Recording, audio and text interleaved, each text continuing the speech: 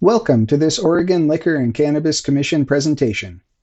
This presentation will provide information regarding the 2022 OLCC cannabis rules to OLCC marijuana licensees and Oregon Department of Agriculture hemp licensees.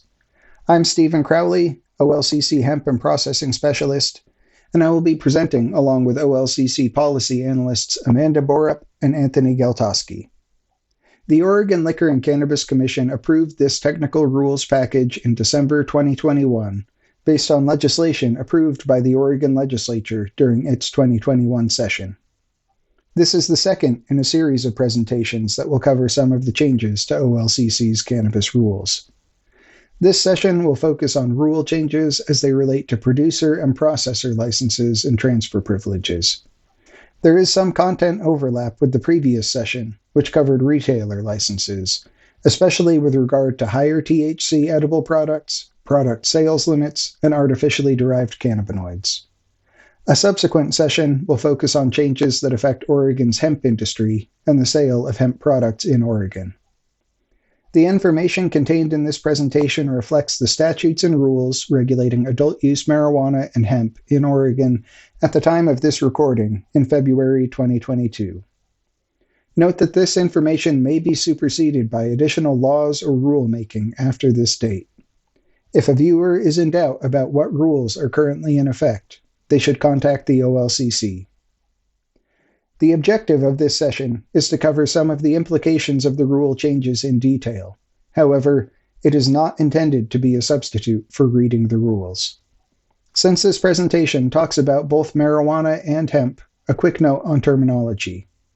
When we use the term cannabis, we are referring to all cannabis, including both marijuana and hemp.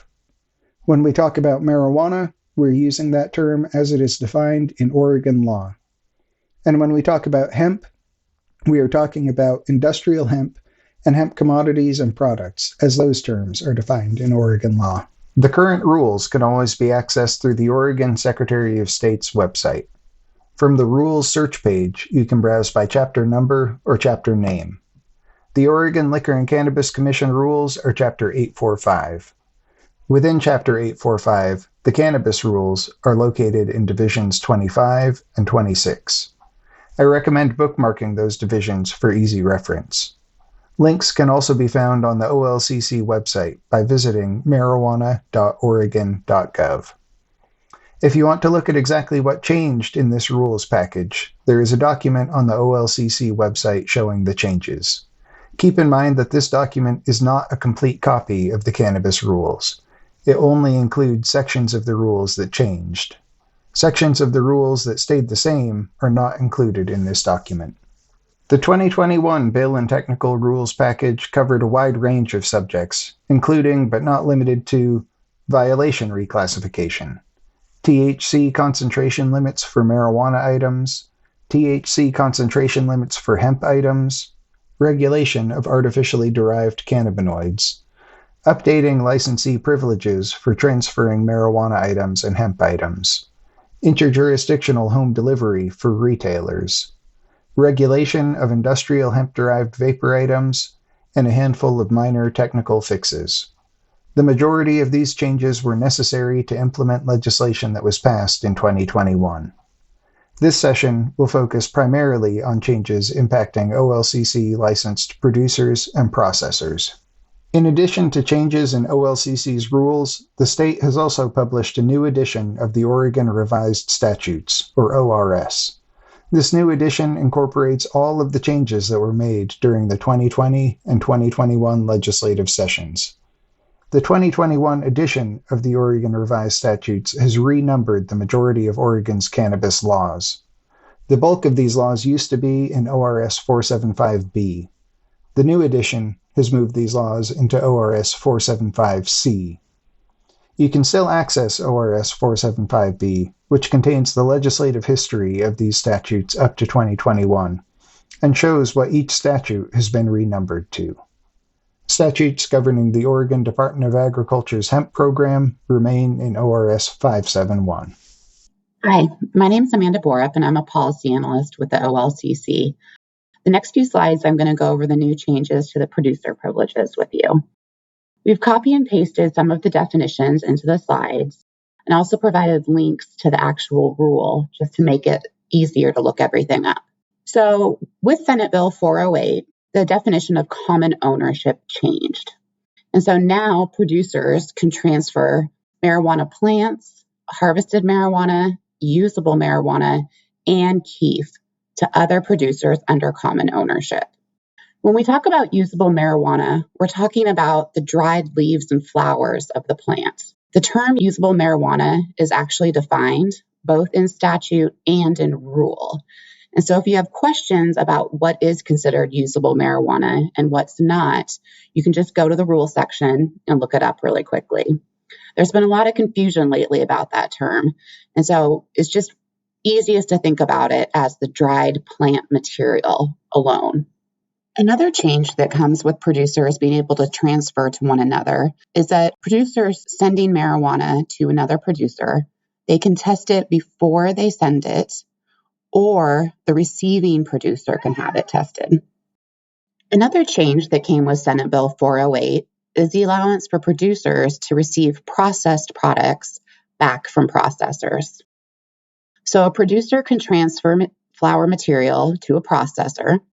The processor can then turn it into a concentrate, an extract, or a product, and then send it back to the producer.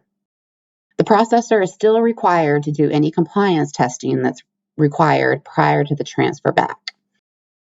And then after the producer receives the processed items back, they can then in turn transfer them directly to other processors, wholesalers, or retailers.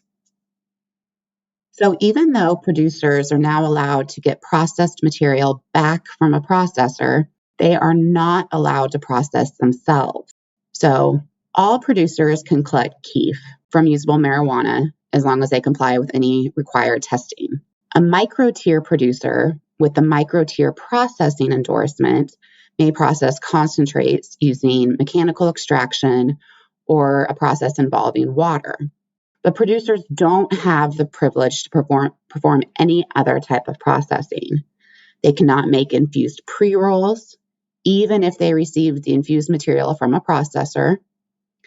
They cannot mix together batches of concentrates or extracts. And they cannot add flavorings or other ingredients to a concentrate or an extract. So all processing still needs to happen under a processing license. And then, like we said in the prior slide, a processor can process for a producer and transfer back to the producer. Another change from Senate Bill 408 is the allowance for producers to receive up to 200 seeds per month from a source outside of the OLCC system. However, it's very important to keep in mind this source needs to be within the state of Oregon. When the producer receives the seeds, they enter them into Metric as an external transfer. And there's examples of how to do this on the Oregon Metric Wiki. The other change is that producers can now receive seeds directly from retailers. And these transfers are performed as a license transfer in Metric, just like any other transfers between licensees. The rules also changed when plants need to be individually tagged. They need to be individually tagged when they reach 36 inches tall, or if they're flowering. Now on this slide, we've defined what flowering means, and then also added a bullet point to highlight the new height requirement of 36 inches. Another change in the rules, which went into effect prior to the outdoor harvest of 2021, is that producers no longer have to enter the wet weight of each plant harvested. They can go ahead and average the harvests of multiple plants at a time. And we've added a table at the bottom to show you how this will work. And here's an example of how you would enter this information into Metric. We also have a tutorial on how to enter the information into Metric at the Metric Wiki. And we've added a link here so you can go straight to it. Hello, my name is Anthony Galtoski, OLCC Policy Analyst. I will be going over the concentration limit changes and modifications to the packaging and labeling rules. First, I will discuss the concentration limits. As a bit of background, the Oregon Health Authority formerly set the recreational and medical marijuana concentration and serving size limits. The OLCC now has this authority through Senate Bill 408 and has adopted OAR 845, 026, 0210, and 0220. Table 1 on this slide shows the recreational concentration and serving size limits. You can find these tables by going to the Secretary of State's website or clicking the link in this presentation that will take you directly to the rule. Scroll to the bottom of the rule and look for the link that says Ed Note. To view the attachments referenced in rule text, click here for a PDF copy. The OLCC did not make any changes to the medical concentration and serving size limits. These remain status quo. We did make several notable changes to the recreational concentration and serving size limits, which I will go over on the next slide. The OLCC made several notable changes to the recreational concentration and serving size limits. On and after April 1, 2022, marijuana edibles may have up to 100 milligrams of THC in the package and up to 10 milligrams of THC per serving.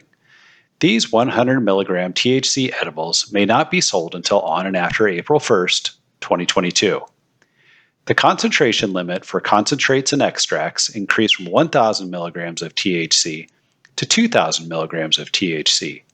The daily sales limits for concentrates and extracts were not increased.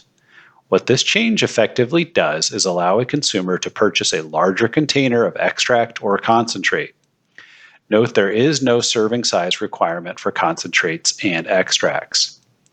Transdermal patches formerly were limited to the edible requirements 50 milligrams of THC in the package and 5 milligrams of THC per serving. Transdermal patches may now have up to 100 milligrams of THC in the package and 10 milligrams of THC per serving. The concentrate and extract and transdermal patch increases were effective January 1st, 2022. The biggest change to the concentration limits is for marijuana edibles. Before April 1st, 2022, it is very much status quo for edibles. They can have up to 50 milligrams of THC in the package and up to 5 milligrams of THC per serving. Starting April 1st, 2022, retailers may sell to consumers marijuana edibles with up to 100 milligrams of THC in the package and up to 10 milligrams of THC per serving. Edibles are not required to have 100 milligrams of THC in the package or 10 milligrams of THC per serving. Licensees can continue to process and sell 50 milligram THC edibles. The OLCC has put out an information bulletin which will help the industry facilitate getting these products to market on April 1st, 2022. Licensees may apply for label approval for 100 milligram THC edibles and have these edibles tested prior to April 1st, 2022. Review the information bulletin that is linked in the presentation for more details, or you can go to the OLCC's website under Bulletins. Licensees may provide trade samples of 100 milligram THC edibles to other licensees before April 1st, 2022, as long as the requirements of OAR 025-1330 are met. Licensees should review 1330 for the specifics, but as a general reminder, licensees can provide trade samples that have been transported in compliance with OAR 845-025-7700, have been tested, and meet certain labeling requirements. There are also limitations on how many trade samples a licensee can supply to an individual licensee each month. In the case of edibles, which are cannabinoid products, it would be 5 units of sale per cannabinoid product line, and no more than 6 individual cannabinoid product lines. Moving on to scoring. This is another substantial change to marijuana edibles. Requiring higher potency edibles to be scored serves several purposes. Scoring will help reduce both accidental and overingestion. Additionally, it will help align Oregon with the requirements of most other recreational marijuana states. Solid edibles that exceed 55 milligrams of THC in the package must be scored. The relevant rule is OAR 845-026-0210, subsection 3, and subsection A is the scoring requirement. The scoring requirement is based on how much total THC is in the container and not how much THC each individual item contains in the container. There's a very limited exception to the scoring requirement for solid edibles that exceed 55 milligrams of THC in the package, and this is based on the edible's texture or consistency. Things like a powder or a honey are technically solid but cannot be scored. For edibles that do not exceed 55 milligrams of THC in the package, the requirements are very much status quo. The edible may be scored, it can come with a serving device, or a serving diagram may be used on the label to instruct a consumer how to portion the edible into servings. For edibles that exceed 55 milligrams of THC in the package, serving diagrams on the label as the sole means of portioning will no longer be allowed. Keep in mind that medical-grade edibles are still 100 milligrams of THC in the package, but there is no scoring requirement for medical-grade edibles, and their requirements are the same as previously listed. The definition of scored is in OAR 845.026.0.100, subsection 45, and means to permanently physically demark a cannabinoid edible in a way that enables a reasonable person to intuitively determine how much of the product constitutes a single serving and easily physically separate the edible into single servings either by hand or with a common utensil such as a knife.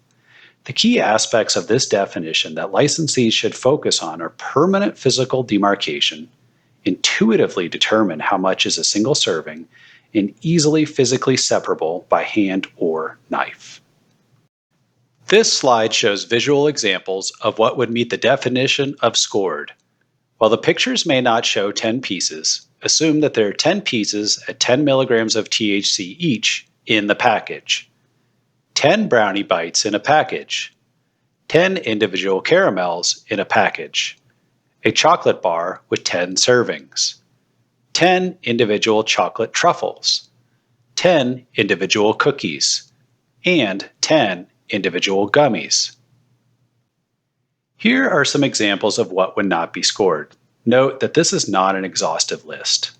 Scoring marks that use frosting, fudge, or sprinkles. These methods are not permanent. Score marks on the underside of the edible, such as a cookie. This is not intuitive for a consumer.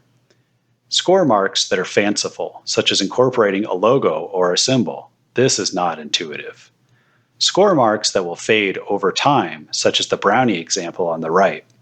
These marks in the fudge are not permanent. Score marks that are uneven or inconsistent. This will create inaccurate servings and may also pose labeling issues. A paper serving diagram included in the package to be overlaid onto the edible. This is not a permanent physical demarcation. Lastly, score marks that are technically accurate, but a consumer could not use their hands or a knife to achieve accurate and consistent servings due to the physical characteristics of the product.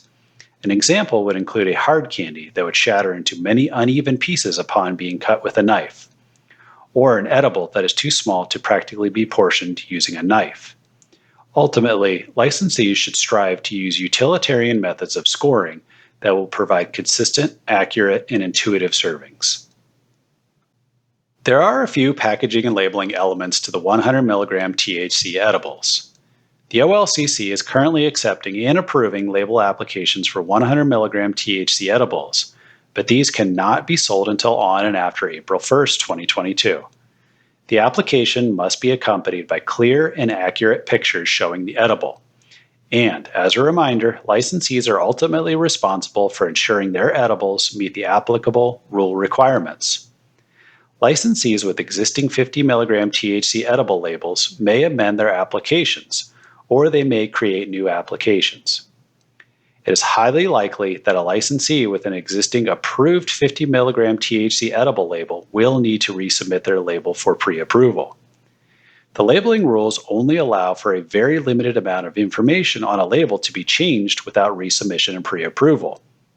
For example, if you are changing the target potency on the front from 50 milligrams to 100 milligrams of THC, or the description or weight of the serving size is being changed in the nutrition template, or ingredients are changing, all of these would require resubmission and pre-approval. Overall, there were only a few minor modifications made to the packaging and labeling rules in this rule package. Perhaps the most notable change is that usable marijuana and hemp, which also includes plain pre-rolls, no longer needs to be in child-resistant packaging at the point of sale. Usable can still be in child-resistant packaging, but it is no longer required. Consumers and patients may bring their own containers that are not child-resistant for purchasing usable marijuana or hemp from a retailer with a few caveats. The receptacle must actually be a container. This is defined in rule, but generally means something that can seal. So things like a cup or a paper bag would not meet this requirement because these objects cannot seal. The container must be clean and not impart any toxic or deleterious substances to the usable marijuana or hemp. The old label must be removed and the container must be compliantly labeled. For all other marijuana and hemp items, it is still the status quo. If the container holding the marijuana or hemp item is not child-resistant and continuously resealable, the item must be placed in an exit bag by the retailer at the point of sale. There are no exceptions to this requirement.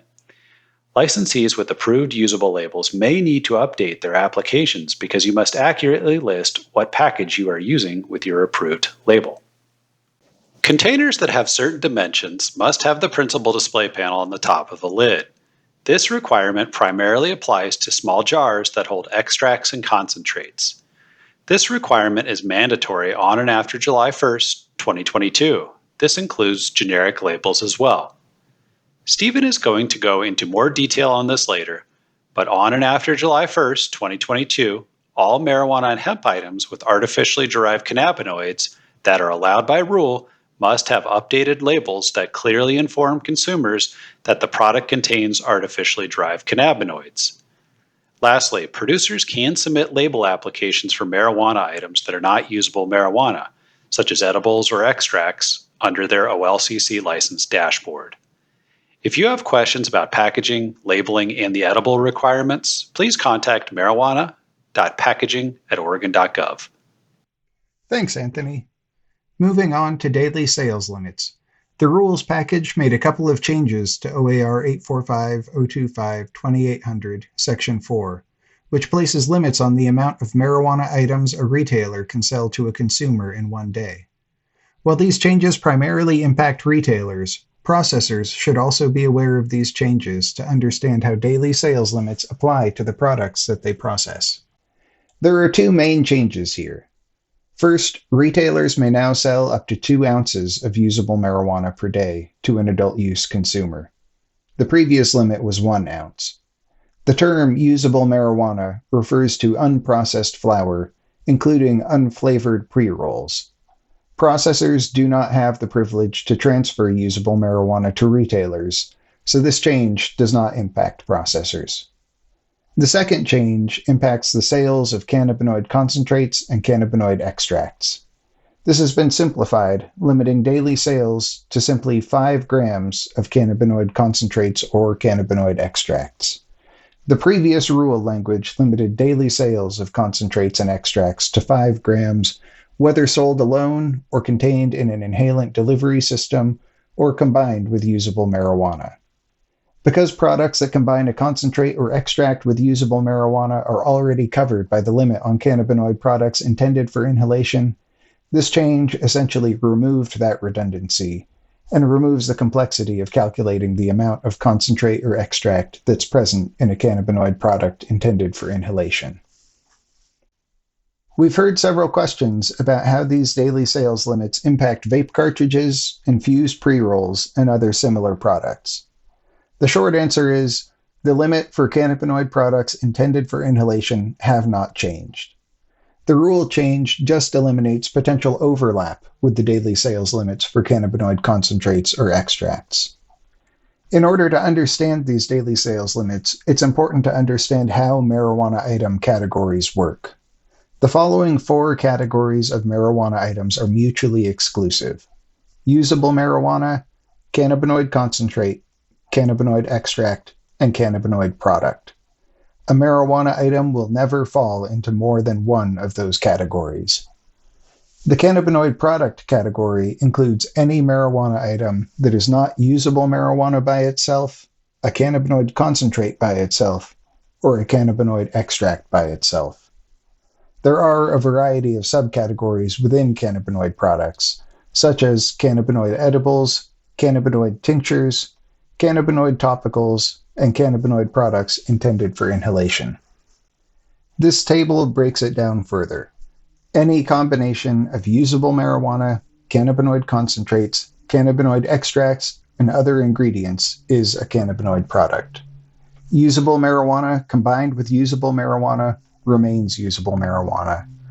A cannabinoid concentrate combined with a cannabinoid concentrate remains a cannabinoid concentrate, and a cannabinoid extract combined with a cannabinoid extract remains a cannabinoid extract. When selling these products, a retailer relies on the item category in metric, so it's important for processors to make sure that they are correctly categorizing their products. A cannabinoid extract should always be recorded in metric as an extract.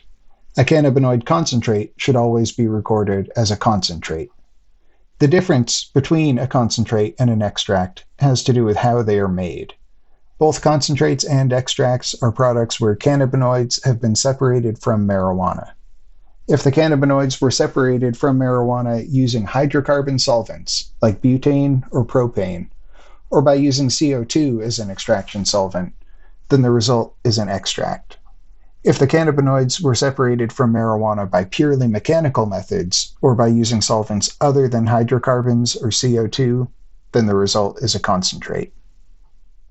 Products categorized in metric as infused pre-rolls or an inhalable cannabinoid product with non-cannabis additives fall under the umbrella of cannabinoid products intended for inhalation.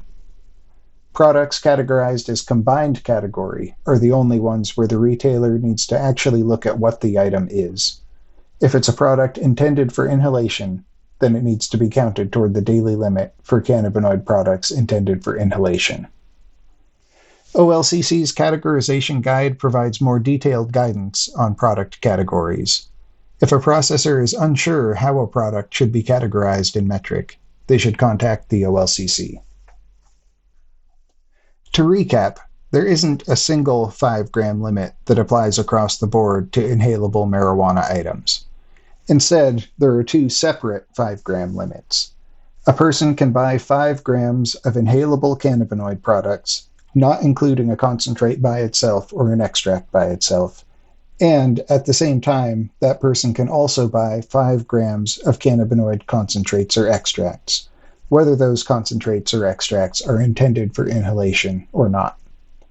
So, for example, a person can buy 2 infused pre-rolls with a net weight of 1.5 grams each, 2 1-gram combined category vape cartridges, 2 grams of cannabinoid concentrate, and 3 1-gram cannabinoid extract vape cartridges.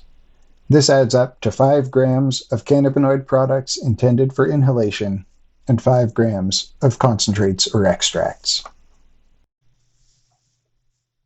In addition to taking over the cannabinoid concentration limits for marijuana items, the legislature also directed OLCC to set serving size and concentration limits for hemp items sold to consumers in Oregon. We already had limits in place for hemp products sold by retailers in the OLCC licensed marijuana system, in OAR 845-025-2760. But these limits have been amended to keep them consistent with the cannabinoid limits for hemp products in the general market. The main difference between hemp products in the OLCC system and hemp products on the general market, for example CBD shops and grocery or convenience stores, is that OLCC has the authority to allow hemp products in the OLCC system to exceed 0.3% total THC. So, for example, usable hemp in the OLCC system can have up to 1% total THC, and hemp concentrates and extracts can have up to 5% total THC, or 100 milligrams total THC, whichever is less. Outside of the OLCC system, products in these categories sold to Oregon consumers are limited to no more than 0.3% total THC. For more information about cannabinoid limits for hemp products outside the OLCC system, see OAR 845-026-300 and 845-026-400. Changes to the THC limits for hemp products in the OLCC system include doubling the total THC limit for hemp edibles and for all hemp cannabinoid products other than tinctures or topicals from 1 milligram per serving and 10 milligrams per container to 2 milligrams per serving and 20 milligrams per container. Similarly, the total THC limit for hemp tinctures, hemp concentrates, and hemp extracts has been doubled from 50 milligrams per container to 100 milligrams per container. These changes also remove the milligram limit on hemp topicals, instead limiting them to 0.3% total THC by weight. For products weighing more than 3 grams, this change allows for more THC in the product.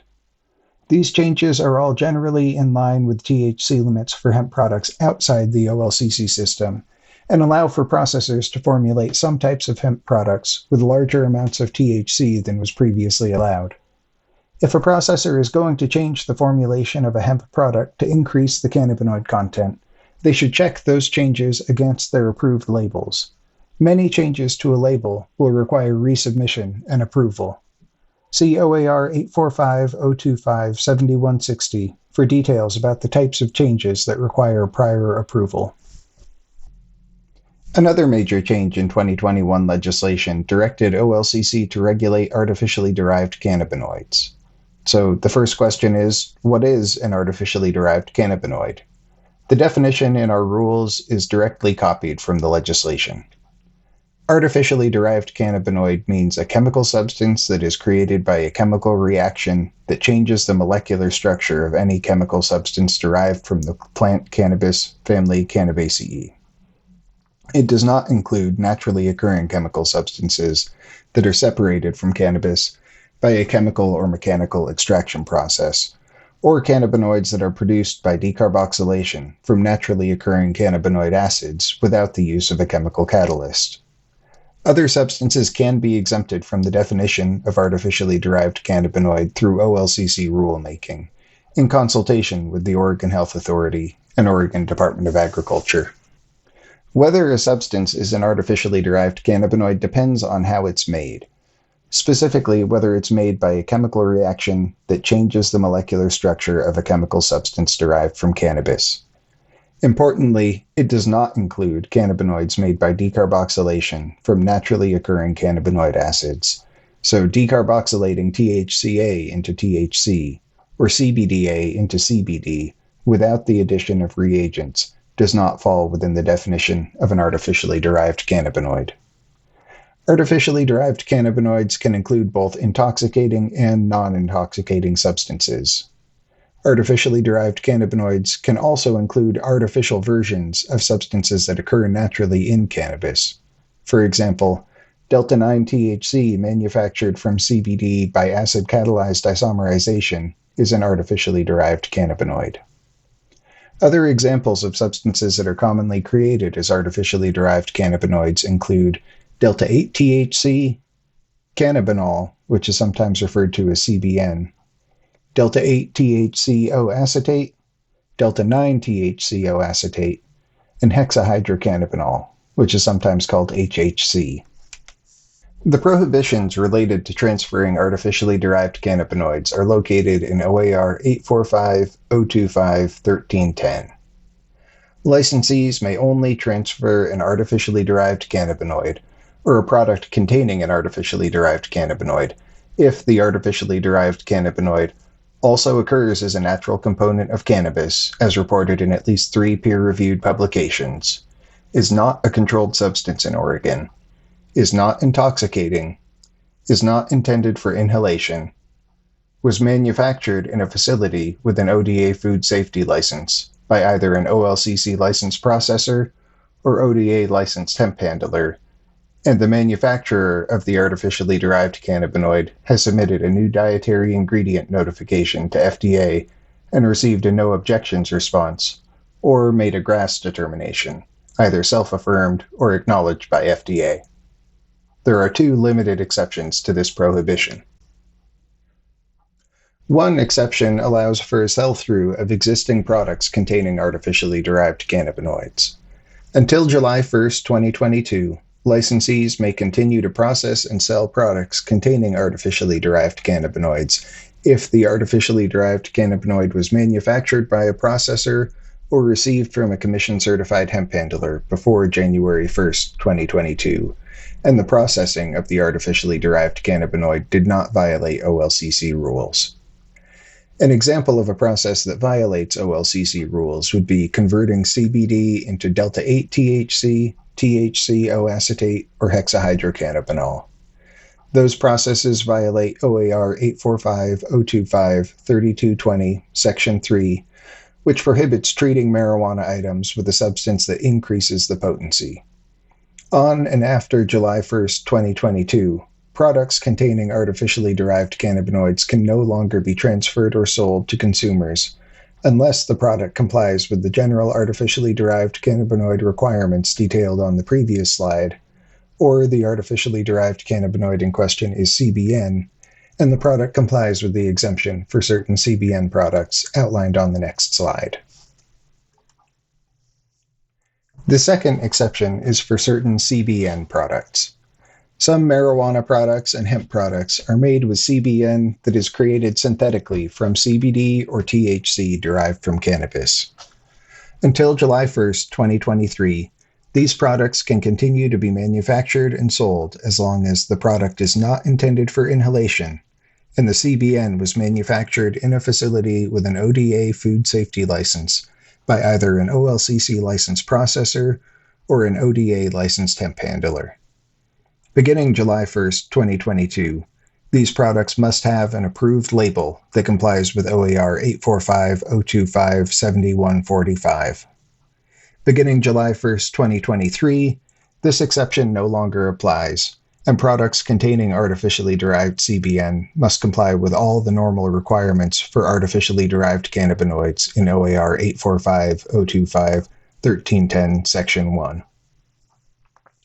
The artificially derived cannabinoid labeling requirements are located in OAR 845-025-7145.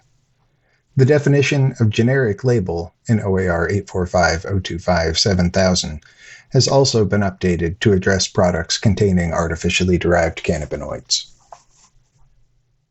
Beginning July 1st, 2022, all products containing artificially derived cannabinoids, including artificially derived CBN, must have an approved label that complies with OAR 845-025-7145.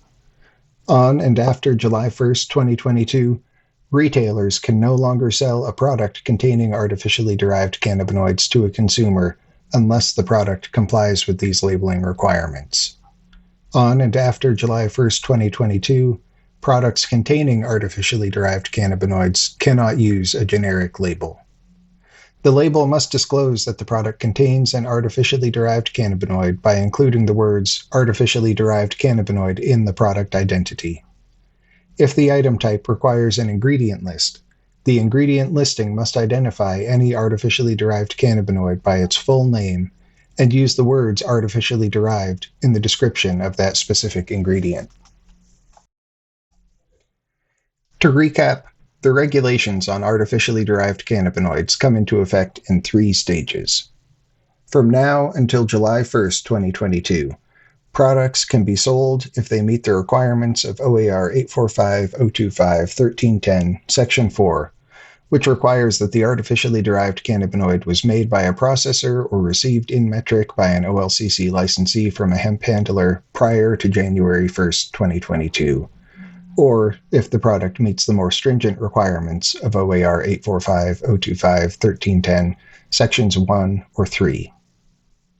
From July 1st, 2022 through June 30th, 2023, products with artificially derived CBN can be sold to consumers as long as they have an approved label and meet the requirements of Sections 1 or 3 of OAR 845-025-1310.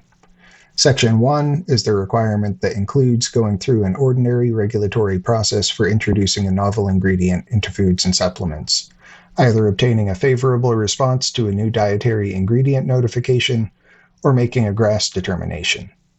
Section 3 is the exception for CBN products that are not intended for inhalation, where the CBN was made at a facility with an ODA food safety license by either an ODA licensed hemp handler or an OLCC licensed processor. On July 1st, 2022, retailers must stop selling any products that do not have an approved label or do not comply with Sections 1 or 3 of OAR 845-025-1310. Then, from July 1st, 2023 onward, all products containing artificially derived cannabinoids must have an approved label and meet the requirements of OAR 845-025-1310, Section 1. Sometimes artificially derived cannabinoids may be generated as an unintended consequence of processing, when the processing uses reactive materials, or materials that may be reactive under certain conditions. CRC, or color remediation chromatography, is an example of one type of processing that may generate artificially derived cannabinoids under certain conditions. These rules do not constitute a blanket ban on CRC processing. However, this does prohibit artificially derived cannabinoids except as allowed under OAR 845-025-1310. If a processor runs an extract or concentrate through CRC under conditions that create artificially derived cannabinoids such as delta-10 THC or delta-6A THC, the resulting extract or concentrate is subject to the new limitations on artificially derived cannabinoids. It is a processor's responsibility to understand and be familiar with the outputs of their processes. Ordinary purification methods with inert materials that do not react with cannabinoids or catalyze reactions with cannabinoids are still permitted. The new rules only place restrictions on products that contain artificially derived cannabinoids. The same applies to other decolorization or purification processes. If the process creates artificially derived cannabinoids, then it is subject to the requirements of OAR 845-025-1310. Another change in 2021 legislation allows for OLCC licensed processors to transfer hemp out of the OLCC licensed adult use system. Before we go into that change, let's review where hemp fits into Oregon's adult use marijuana system. First, some terminology. There are hemp licenses, hemp certificates, and hemp endorsements. These all sound like similar terms, but the differences are important. A hemp license is issued by the Oregon Department of Agriculture. The two types of licenses that are relevant here are hemp grower licenses and hemp handler licenses. A hemp grower grows the crop, while a hemp handler handles the crop and transforms it into commodities and products. A hemp certificate is issued by OLCC. Hemp growers and handlers who hold an ODA hemp license can apply for an OLCC hemp certificate, which gives the certificate holder a metric account, which they can then use to transfer hemp to OLCC licensed marijuana businesses. A business with a hemp grower certificate can only transfer harvested industrial hemp. A business with a hemp handler certificate can transfer harvested industrial hemp as well as hemp items. A hemp endorsement is a privilege that can be requested by an OLCC licensed marijuana processor. Processors with a hemp endorsement may receive, process, and transfer hemp and hemp items as allowed by rule. In general, a processor who receives harvested industrial hemp will also need to be licensed with the Oregon Department of Agriculture as a hemp handler. There is no circumstance where an OLCC licensed processor will need a hemp certificate for their licensed premises. The purpose of the hemp certificate is to enter untracked hemp into metric. A processor can only receive metric tracked hemp to their licensed premises. They cannot receive untracked hemp, so there would never be a circumstance where they could use the privileges of the hemp certificate without violating OLCC rules. There are two general categories of hemp material that can be transferred to OLCC licensees, subject to the requirements in rule. The first is harvested industrial hemp. This refers to hemp biomass that has not been processed into a commodity or product. It does not include usable hemp, meaning hemp that has been dried and manicured into smokable flour. The second category is hemp items. This refers to hemp commodities or products that contain cannabinoids and includes usable hemp, industrial hemp concentrates, industrial hemp extracts, and cannabinoid hemp products. OLCC licensees cannot receive viable hemp seeds or living hemp plants. Hemp grain and fiber products that do not contain cannabinoids are not subject to these rules and are treated the same as any non-cannabis commodity. This includes hemp fiber clothing and textiles, hemp hearts, hemp seed oil, and soaps and cosmetics made with hemp seed oil that do not contain added cannabinoids. A hemp grower certificate holder can only transfer harvested industrial hemp, but not smokable flower or other hemp items. A hemp handler certificate holder can transfer harvested industrial hemp and hemp items, including smokable flower. A processor with a hemp endorsement can receive harvested industrial hemp and hemp items. A processor without a hemp endorsement cannot receive any hemp. Processors can request a hemp endorsement by submitting a Change to Processor Endorsements form. A wholesaler can receive both harvested industrial hemp and hemp items. A retailer can only receive hemp items, not harvested industrial hemp. And producers cannot receive harvested industrial hemp or hemp items. When a hemp certificate holder wants to transfer harvested industrial hemp or hemp items to an OLCC licensee, the first step is to enter the hemp or hemp items into metric. After the item is entered into metric, they need to contact a lab to request the required compliance testing. When laboratory staff come to collect the test samples, this needs to be recorded in metric so the test results attach to the package when the lab completes testing. The required testing for hemp and hemp items is the same as for the equivalent marijuana item, except that all hemp and hemp items being transferred to an OLCC licensee also need to have compliance testing for potency, regardless of whether a potency test would be required for the equivalent marijuana item. If the hemp or hemp item passes testing, including having THC potency results below the limits allowed under OAR 845-025-2760, the item can be transferred to an OLCC licensee as allowed by rule. Hemp handlers may not transfer any hemp items containing artificially derived cannabinoids unless the licensee is allowed to receive them under OAR 845-025-1310. Any finished products that are packaged and ready for sale at an OLCC licensed retailer must comply with OLCC labeling requirements, including either having an approved label or using a valid generic label. The rule that describes how processors can transfer hemp items out of the OLCC system is OAR 845-025-3320. Processors with a hemp endorsement may transfer hemp items out of the OLCC license system to unlicensed businesses and individuals if the hemp item has passed compliance testing, the hemp item does not exceed 0.3% total THC, and the hemp item otherwise complies with OLCC rules. All transfers must be recorded in metric, and a manifest must be generated. All hemp items must be held on-site under camera coverage for at least 3 business days, not including weekends or holidays, after generating the manifest. If the processor is transporting the items, they must carry a physical copy of the manifest. If the processor is transferring the hemp items to a consumer or to a minor, then the item also needs to comply with the general requirements for the transfer or sale of hemp items to consumers or minors.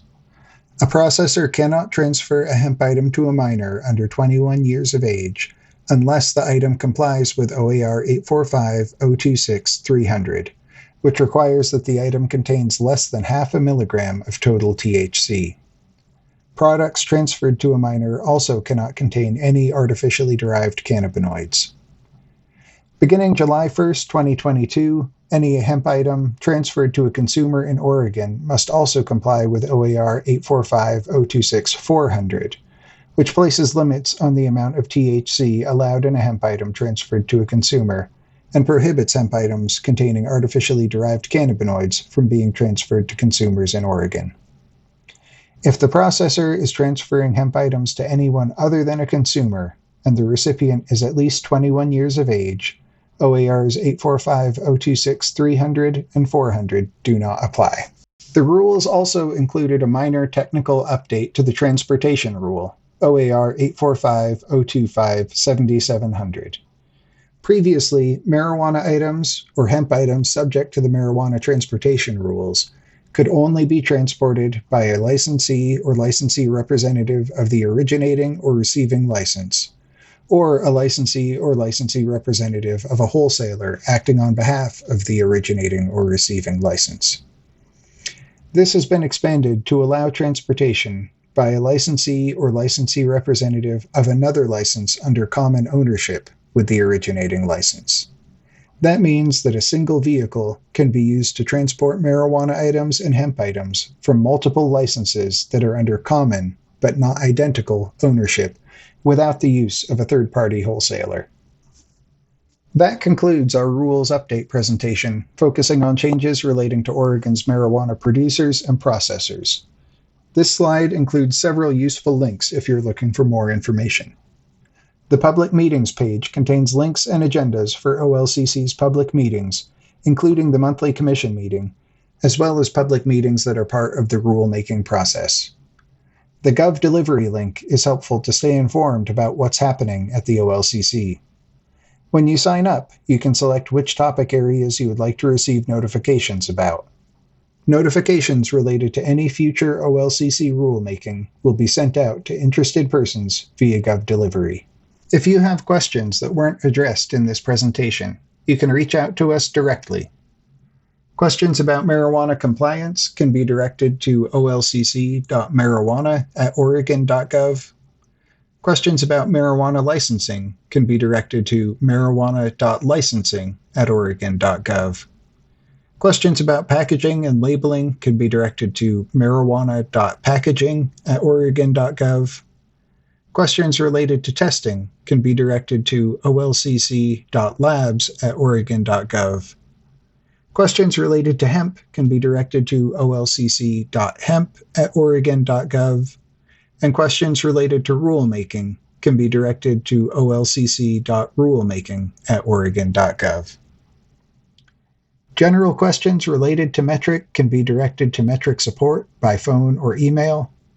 Metric questions related to OLCC rules should be directed to marijuana.cts@oregon.gov. Thank you for taking the time to view this presentation.